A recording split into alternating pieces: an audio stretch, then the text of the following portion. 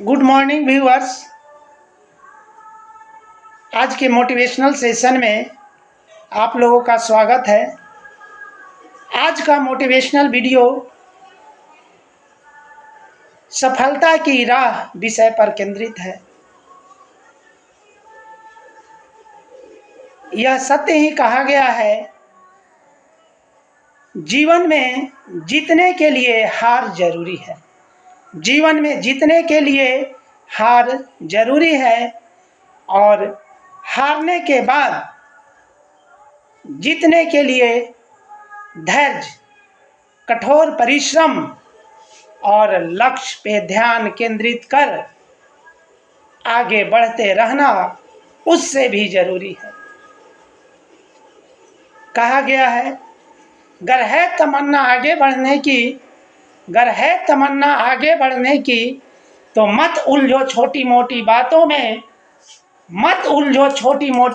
में अपने धुन में बढ़ते जाओ अंधेरी काली रातों में। आप सफलता की राह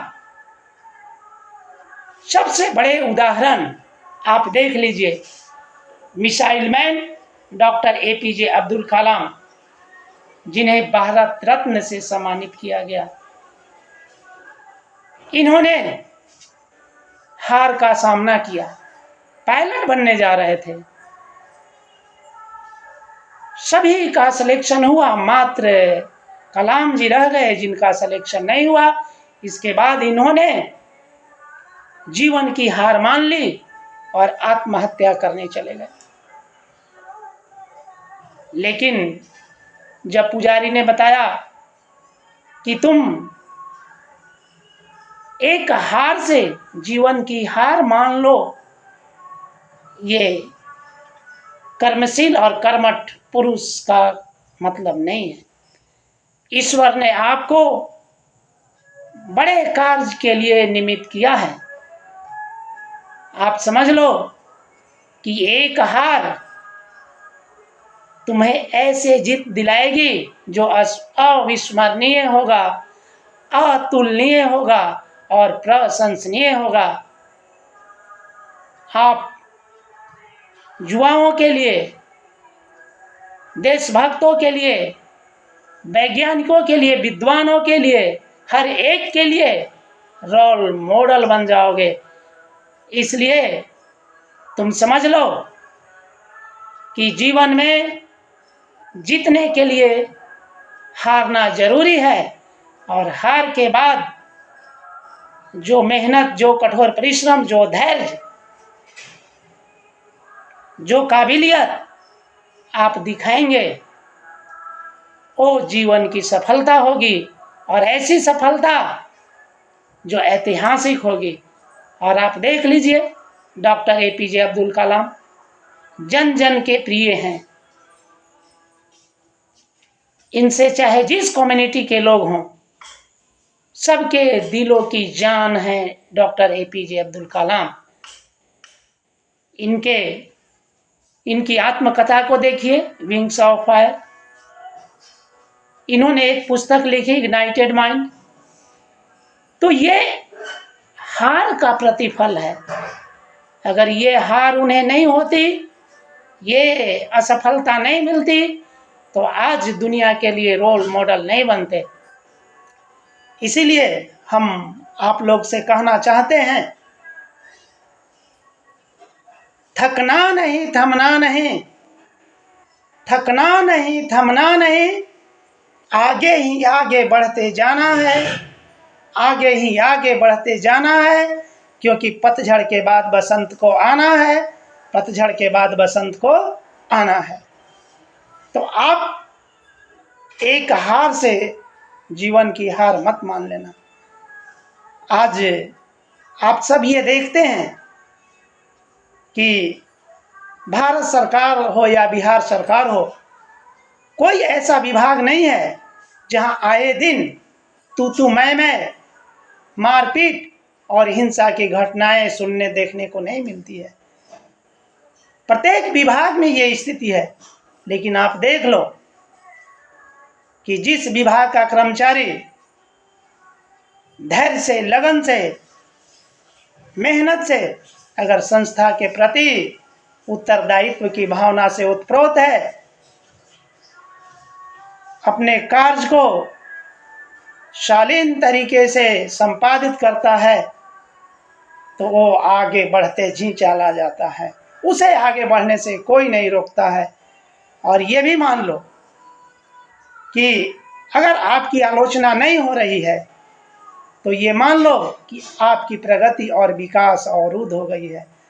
आपकी जितनी बड़ी आलोचनाएं होंगी, आपकी सफलता उतनी बड़ी होगी। जरूरत है कि विपरीत परिस्थितियों में आप अपना धैर्य नहीं खोएं, अपना परिश्रम नहीं त्यागें, अपने कर्तव्य को नहीं भूलें। होता क्या है कि जैसे ही मारपीट, हिंसा, ईर्ष्या, द्वेष का वातावरण बनता है, तो मनुष्य अपना आपा खो देता है और यही उसकी हार होती है, प्रगति के मार्ग में बाधा होती है। तो हमेशा अपना धैर्य बनाए रखें, सहनशील बने, परिश्रमी बने। आप देख लीजिए हॉकी के जादूगर मेजर ध्यानचंद को, जिनके जन्मदिन 29 अगस्त के अवसर पे खेल दिवस मनाया जाता है, राष्ट्रीय खेल दिवस। एक समय की बात है, जब ये हॉकी खेल रहे थे तो पीछे से एक खिलाड़ी ने, प्रतिद्वंदी ने इनके सर पे डंडा, हॉकी डंडा मार दिया। ये मैदान से बाहर गए। उसके बाद दवा हुई, पट्टी बांधे, मैदान में पुनः उतरे। इन्होंने, जिस खिलाड़ी ने इनके सर पे हॉकी स्टिक मारा था, उसके पीठ पे हाथ रखकर कहा, मैं इसका बदला लूंगा। आप सोचिए, आपको लगता होगा कि मैं बदला लूंगा। क्या इन्होंने हॉकी स्टिक मारकर बदला लिया? नहीं, इन्होंने लगातार एक से एक गोल कर इन्होंने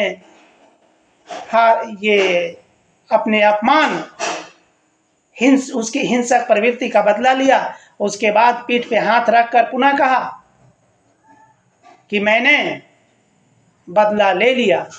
अगर तुम स्टिक से नहीं मारते तो हम 2 गोल से जीतते, तूने मारा इसलिए हम 6 गोल से जीते हैं। तो जरूरी है कि आप उस भाव में जवाब नहीं दीजिए जिस भाव में सामने वाला आपके पास पेश होता है। हालांकि मैं अपनी बात कहूं, मैं प्रधानाध्यापक हूं उच्च माध्यमिक विद्यालय ठाकुर बीघा अंछा, दाऊद नगर, औरंगाबाद में। हमारे सामने भी ऐसी परिस्थितियां आती है। मैं बहुत कोशिश करता हूं कि धैर्य से काम लूं, सहनशील बनूं, लेकिन कभी कभी हम भी धैर्य को खो बैठते हैं, सहनशीलता हमसे दूर हो जाती है। लेकिन तुरंत माइंड को ये एहसास होता है कि नहीं, ये गलत है, हमें धैर्यवान बनना है, हमें सहनशील बनना है। हालांकि कठोर परिश्रम हमने नहीं छोड़ा है, अनुशासन को हमने नहीं तोड़ा है। और यही कारण है कि हम एक नियोजित टीचर से अपने जीवन की शुरुआत का आज प्रधानाध्यापक के पद पे काबिज हैं। और इस दौरान यानी नियोजित टीचर रहते हुए 2 विषय में एमए, उसके बाद दोनों विषय में नेट करना, ये धैर्य और सहनशीलता का ही प्रतिफल है। लेकिन इससे मैं अनुमान लगाया है कि कभी कभी जीवन में ऐसी परिस्थितियां आती है जिससे धैर्य टूटने लगता है, और कभी कभी धैर्य टूट भी जाता है। लेकिन जैसे ही एहसास हो जाता है कि नहीं, हमें इसका जवाब इस रूप में नहीं देना चाहिए था, तो फिर हम वही धैर्य, लगन और जोश के साथ अपने कार्य में तल्लीन हो जाते हैं। आप देखिए सचिन तेंदुलकर, जिसे भारत का सर्वोच्च सम्मान भारत रत्न मिला।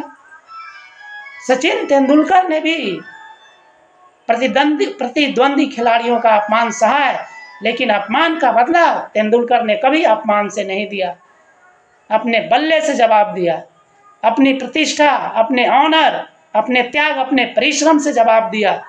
यही कारण है कि आज तेंदुलकर भी जन जन के लिए प्रिय बने हुए हैं। तो आप इस वीडियो से शिक्षा लीजिए और अपने अंदर इन गुणों को उतारिए ताकि जीवन सफल हो। ये मत सोचिए कि खाली हाथ आए थे और खाली हाथ चले जाना है, नहीं। व्यक्ति, समाज और राष्ट्र को एक इतिहास देकर जाना है। कहा गया है कि देश के लिए अर्थात राष्ट्र के लिए, समाज के लिए, परिवार के लिए जो त्याग करता है, जो मनोबल को ऊंचा करके दिखाता है, वही राष्ट्र के लिए अविस्मरणीय बनता है। व्यक्ति समाज और राष्ट्र के लिए रोल मॉडल बनता है। और इसका उदाहरण हमारे पास डॉक्टर APJ अब्दुल कलाम से लेकर डॉक्टर भीमराव अंबेडकर, महात्मा गांधी, लाल बहादुर शास्त्री, सरदार वल्लभ भाई पटेल, मैं कितने का नाम गिनाऊं। और करंट में तो सचिन तेंदुलकर का नाम ही काफ़ी है। तो आप इनसे शिक्षा लीजिए। वीडियो अच्छा लगा है तो सब्सक्राइब कर दीजिए, शेयर कर दीजिए, ताकि राष्ट्र को एक नई दिशा बोध मिल सके, समाज को एक नई प्रगति मिल सके। जय हिंद, जय भारत, धन्यवाद।